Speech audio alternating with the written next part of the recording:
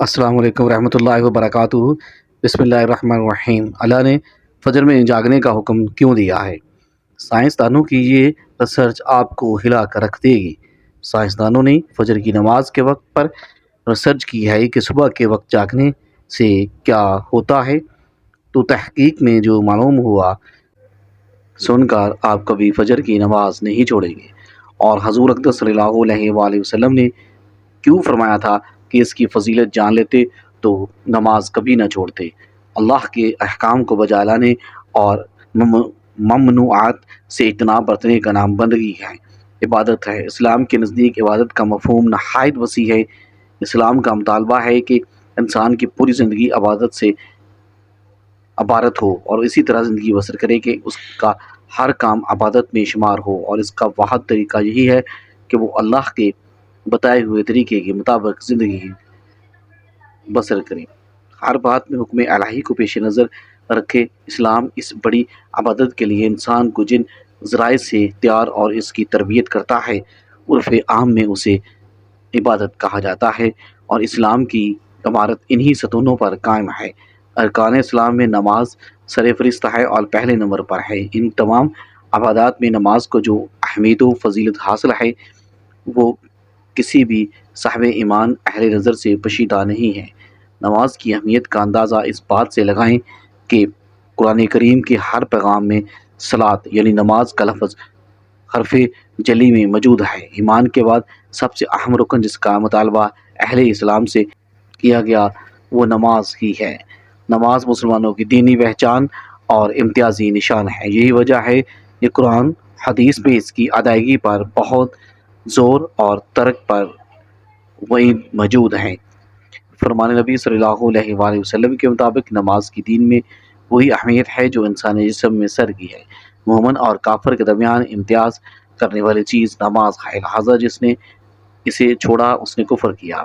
یہ حدیث مبارکہ کے الفاظ ہیں۔ اس وعید سے اندازہ لگایا جا سکتا ہے کہ اسلام میں نماز کی اہمیت کیا ہے۔ جو چیز جس قدر اہم اور ضروری ہوتی ہے اس کی بجا آوری پر اجر و ثواب بھی اس قدر زیادہ ملتا ہے۔ چنانچہ نماز کا ثواب بھی اس قدر ہے کہ انسان اس کا تصور بھی نہیں کر سکتا۔ لیکن 5 وقت نمازوں میں فجر کی نماز کی اہمیت و فضیلت سب سے نمایاں ہے، اور اس کی ادائیگی پر اجر و ثواب بھی دیگر 4 نمازوں سے زیادہ ہے۔ اس کی وجہ یہ ہے کہ فجر کے وقت دنیا نیند کی آغوش میں محو اضطراب ہوتی ہے اور خواب خرگوش کے مزے لے رہی ہوتی ہے۔ لوگوں پر غفلت اور سستی کی چادر تنی ہوئی ہوتی ہے۔ ایسے میں نرم گرم آرام دہ بستر کو چھوڑ کر اللہ کی اطاعت و محبت میں بارگاہ الہی میں سجدہ ریز ہونا بڑا پرمشقت اور نفس کو زیر کرنے والا مشکل کام ہے۔ اللہ تعالیٰ کی سنت یہ ہے کہ بندے کو جس نیکی کے کرنے میں مشقت زیادہ ہو اور نسل شیطانی سے لڑائی لڑنے اللہ اس پر زیادہ اجر و ثواب عطا فرماتا ہے، وہ نیکی کتنی ہی چھوٹی کیوں نہ ہو۔ قرآن و حدیث سے بھی نماز فجر کی قرات اور تلاوت قرآن کی اہمیت اجاگر ہوتی ہے، جس سے وقت فجر اور نماز فجر کی اہمیت کا پتہ چلتا ہے۔ سورۃ البنی اسرائیل میں فرمایا ہے، فجر کا قرآن بے شک فجر کی نمازوں میں پڑھا جانے والا قرآن، اس سے وقت فجر کے تمام انوار و تجلات اور قرآنی فیوز و برکات اور متشکل ہو کر اللہ کی وجود اور اس کی وحدانیت کی گواہی دیتے ہوئے محسوس ہوتے ہیں۔ حدیث نبی صلی اللہ علیہ وسلم سے بھی نماز کی اہمیت و فضیلت اور نورانیت کا پتہ چلتا ہے۔ آپ صلی اللہ علیہ وآلہ وسلم نے فرمایا، فجر کی 2 رکعت سنتے دنیا اور دنیا کی ہر چیز سے افضل ہے۔ قرآن و حدیث اور اسلامی لٹریچر میں دنیا سے مراد مشرق و مغرب، شمال جنوب کا کرۂ ارض نہیں، بلکہ دنیا سے مراد یہ ہے کہ کائنات اور اس کی تمام تر نعمتیں، خزانے، دولت، ثروت، حکومت اور سلطنت مراد ہے۔ سوچئے، جب فجر کی 2 رکعت سنتوں کی یہ فضیلت ہے کہ پوری دنیا کی نعمتوں اور خزانہ اس کے سامنے ماند اور پھیکے پڑ جاتے ہیں، تو پھر فجر کی نماز کا کیا عالم ہوگا۔ صحیح مسلم کی روایت میں ہے کہ رسول کریم صلی اللہ علیہ وآلہ وسلم نے ارشاد فرمایا کہ جو شخص فجر کی نماز پڑھ لیتا ہے وہ اللہ کے ذمے میں آ جاتا ہے، یعنی جو شخص نماز فجر کا فریضہ عطا کر لیتا ہے وہ اللہ کی حفاظت میں آ جاتا ہے، اور اسے کوئی بھی نقصان نہیں پہنچا سکتا۔ بخاری مسلم میں ہی ایک روایت میں ہے کہ جس نے 2 ٹھنڈے وقت کی نمازیں فجر اور عصر ادا کر لی وہ جنت میں داخل ہوگا، یعنی آپ صلی اللہ علیہ وآلہ وسلم نے فجر اور عصر ادا کر لینے والے کو جنت کی بشارت سنائی۔ ایک اور روایت میں ہے کہ رسول کریم صلی اللہ علیہ وآلہ وسلم نے ارشاد فرمایا کہ جو شخص عشاء کی نماز باجماعت ادا کرے گا اسے آدھی رات کی قیام کا ثواب ملے گا، جو عشاء اور فجر کی نماز باجماعت ادا کرے گا اس کے لیے پوری رات کے قیام کا ثواب ہوگا۔ نماز فجر کی ادائیگی میں ہماری سستی، غفلت اور کاہلی و کوتاہی انتہا کو پہنچتی ہوتی ہے۔ کوئی بھی موسم ہو، بقیہ 4 نمازوں کے معاملے میں فجر میں نمازی بہت کم تعداد میں پائے جاتے ہیں۔ یہی حال ہے گھروں میں خواتین کی نماز فجر کا ہے۔ فجر میں وہ اہتمام نہیں ہوتا جو بقیہ 4 نمازوں کی ادائیگیوں میں ہوتا ہے۔ موسم گرما میں راتیں چھوٹی ہونے کا بہانہ اور موسم سرما میں صبح سردی کا عذر نماز میں کوتاہی اور غفلت کے سلسلے میں اللہ کے ہاں ناقابل قبول ہوگا۔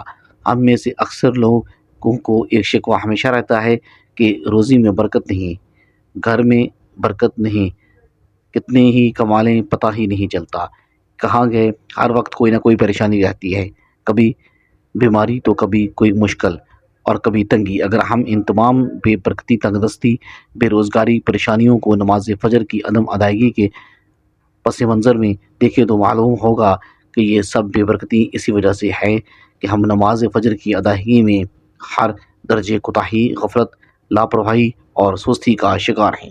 رسول کریم صلی اللہ علیہ وآلہ وسلم کی متعدد حدیث بھی موجود ہیں جن میں رزق کی تقسیم، فراوانی اور برکت کو نماز فجر کی ادائیگی سے مشروط کیا گیا ہے۔ فرمان نبی صلی اللہ علیہ وآلہ وسلم کا مفہوم ہے کہ رزق تقسیم کرنے والا فرشتہ ہر صبح فجر کے وقت بندوں کا رزق لے کر زمین پر اترتا ہے، لہٰذا جو دروازہ فجر کے وقت کھلا ہوتا ہے فرشتے اس کا رزق دروازے پر رکھ کر چلا جاتا ہے، اور جو دروازے فجر کے وقت بند ہوتا ہے فرشتے اس کا رزق واپس لے کر چلا جاتا ہے۔ اس فرمان نبی صلی اللہ علیہ وآلہ وسلم میں فجر کے وقت دروازہ کھلا ہونے کا مطلب یہ ہے کہ جس گھر کے افراد صبح فجر کے وقت بیدار ہو کر نماز فجر ادا کر رہے ہوتے ہیں انہیں ان کا رزق ادا کر دیا جاتا ہے۔ دروازے بند ہو جانے سے مراد یہ ہے کہ جس کے گھر رہنے والے صبح فجر کے وقت سوتے رہتے ہیں اور نماز فجر کی ادائیگی میں غفلتوں اور کوتاہی کے مرتکب ہوتے ہیں انہیں ان کے رزق سے محروم رکھا جاتا ہے۔ ہم میں سے اکثر نماز فجر خصوصاً اور دیگر نمازوں کو عموماً چھوڑ کر اپنے گھروں میں خیر و برکت کے لیے قرآن خوانی، لوحے قرآنی کے تعویذ اویزہ کرنے جیسے نیک کاموں کی طرف متوجہ ہوتے ہیں۔ اس سے تو انکار نہیں ہے کہ بلا شبہ ان تمام کاموں میں برکت کا عنصر موجود ہے، لیکن قرآن خوانی اور لوحے قرآنی کے گھر میں اویزہ کرنے سے خیر و برکت کا ہونا نماز کی ادائیگی سے مشروط ہے۔ خیر و برکت کے سوتے نماز سے پھوٹتی ہیں۔ اللہ تعالیٰ کی نعمتوں اور برکتوں اور رزق کے دریا نماز کی ادائیگی ہی سے بہتے ہیں۔ اس کے ساتھ یہ عمل بھی اہم ہے کہ فجر کے علاوہ باقی 4 نمازوں میں بھی خیر و برکت ہے۔ نماز فجر کی ادائیگی سے ہی مشروط ہے، اس لیے خیر و برکت کا آغاز نماز فجر کی ادائیگی سے ہی ہوتا ہے۔ یاد رکھیں کہ نماز فجر کی کوتاہی اور غفلت اور نماز نہ پڑھنا گھر کی نحوست کی علامت کا آغاز ہے، تو رسول کریم صلی اللہ علیہ وآلہ وسلم نے ایسے مسلمان کو خبیث منافق قرار دیا ہے۔ آپ صلی اللہ علیہ وآلہ وسلم نے فرمایا کہ ایسے شخص کو میرا دل چاہتا ہے کہ آگ لگا کر جلا دو۔ ناظرین، کبھی یہ آپ کے ذہن میں یہ سوال آتا ہے کہ اللہ تعالیٰ نے فجر کے وقت جاگنے کا حکم کیوں دیا؟ کیا فجر کا وقت صرف نماز پڑھنے کا ہی وقت ہے، یا اس وقت کے پیچھے کوئی راز پوشیدہ ہے؟ وہ راز کیا ہے؟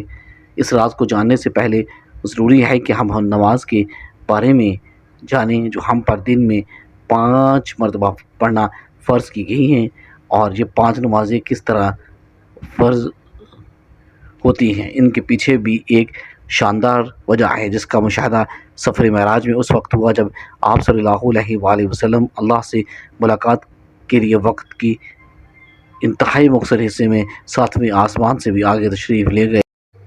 اور ساتھ اللہ تعالیٰ نے ایک خاص پس منظر میں اپنے حبیب رحمت دو عالم صلی اللہ علیہ وآلہ وسلم کو آسمان پر بلایا اور اپنے خصوصی علامات سے بھی نوازا۔ اس مبارک سفر میں اللہ تعالیٰ نے اپنے قرب خاص سے نوازا، انبیاء اکرام سے ملاقاتیں کروائیں، جنت و جہنم کا مشاہدہ کروایا، نیکیوں کے اجر و ثواب اور برائیوں کے انجام اور عذاب کا نظارہ کروایا۔ اس عظیم سفر میں بہت سے انعامات سے نوازا گیا۔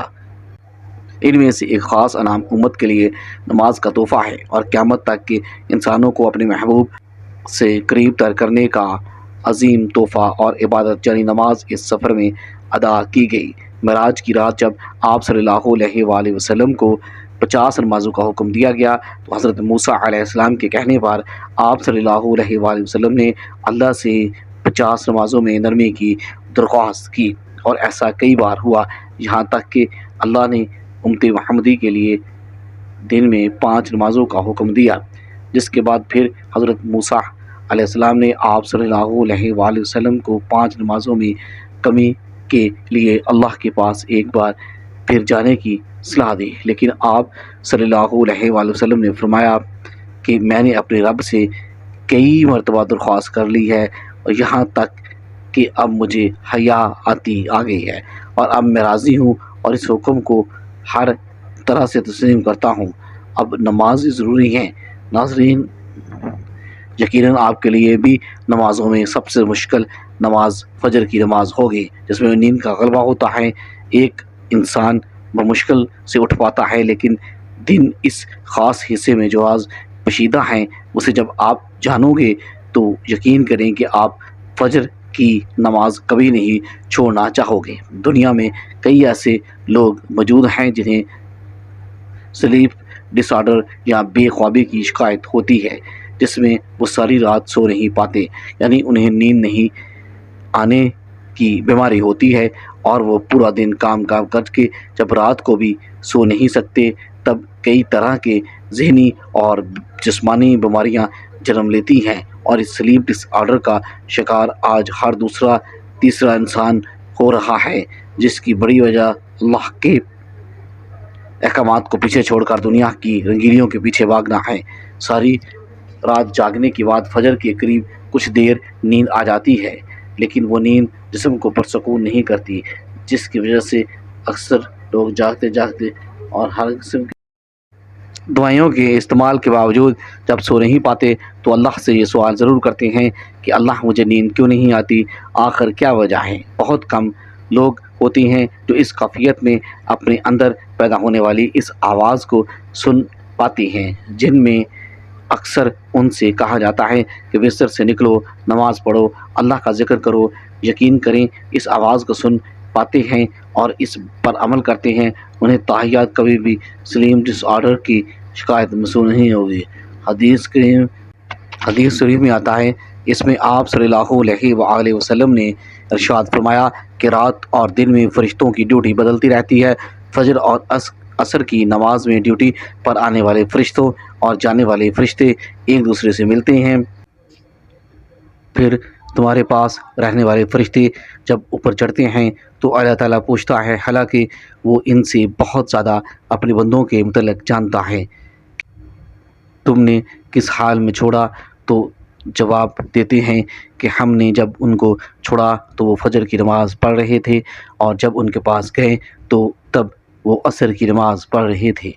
فجر اور عصر کی نماز کے اوقات میں سونے سے منع کرنے کی پیچھے بھی ایک بڑی وجہ یہ ہے، اور دوسری وہ یہ ہے کہ سائنس کہتی ہے کہ صبح طلوع آفتاب کے وقت اور شام کو غروب ہونے سے پہلے سونا نہیں چاہیے، کیونکہ صبح کے وقت زمین پر آکسیجن بہت زیادہ مقدار میں ہوتی ہے، جس وقت ماحول تر و تازہ اور فریش ہوتا ہے، اور یہ آکسیجن آپ کو دن بھر فٹ رکھنے کے لیے انتہائی ضروری ہوتی ہے، اور جو اس وقت سو جاتا ہے تو وہ اس وقت تازہ آکسیجن سے محروم رہ جاتا ہے، اور عصر کے وقت زمین پر آکسیجن کی کمی ہو جاتی ہے تو اکثر وہ سو جاتی ہیں تو اس کو آکسیجن کی مقدار کم مل پاتی ہے، جس کی وجہ سے جب وہ جاگتا ہے تو اس کے سر میں درد اور طبیعت بوجھل رہتی ہے، اور یہی بڑی وجہ ہے کہ دین اسلام میں ان دونوں اوقات میں سونے سے منع فرمایا گیا ہے۔ رسول کریم صلی اللہ علیہ وآلہ وسلم نے فرمایا، طلوع شمس سے پہلے اور غروب آفتاب سے پہلے نماز ادا کرنے والا جہنم میں ہرگز داخل نہیں ہوگا۔ اور نماز فجر کے بارے میں ایسے بے شمار فضائل اور بھی ہیں جن کو ہم نہیں جان سکتے۔ اگر انسان ان کو جان لے تو کبھی کوتاہی نہ کرے۔ رسول کریم صلی اللہ علیہ وآلہ وسلم کا فرمان ہے کہ اگر وہ لوگ عشاء اور فجر کی فضیلت کے بارے میں جان لیں تو وہ ضرور بالضرور ان نمازوں میں حاضر ہونا چاہیں گے اور ان کو خود کو گھسیٹتے ہوئے ہی آنا پڑے۔ آپ خود اندازہ کیجئے کہ ایک طرف ان دونوں نمازوں کی اتنی فضیلت اور اہمیت ہے اور دوسری طرف ان کی ادائیگی میں کتنی سستی اور لاپرواہی پائی جاتی ہے۔ اللہ تعالی ہم سب کو پنجگانہ نماز ادا کرنے کی توفیق عطا فرمائے اور ہمارا خاتمہ ایمان پر فرمائے، آمین۔ ناظرین، کامنٹ باکس میں اللہ تعالیٰ کے 99 ناموں میں سے ایک نام ضرور ٹائپ کیجیے گا۔ ملتے ہیں نئی ویڈیو میں، اللہ حافظ۔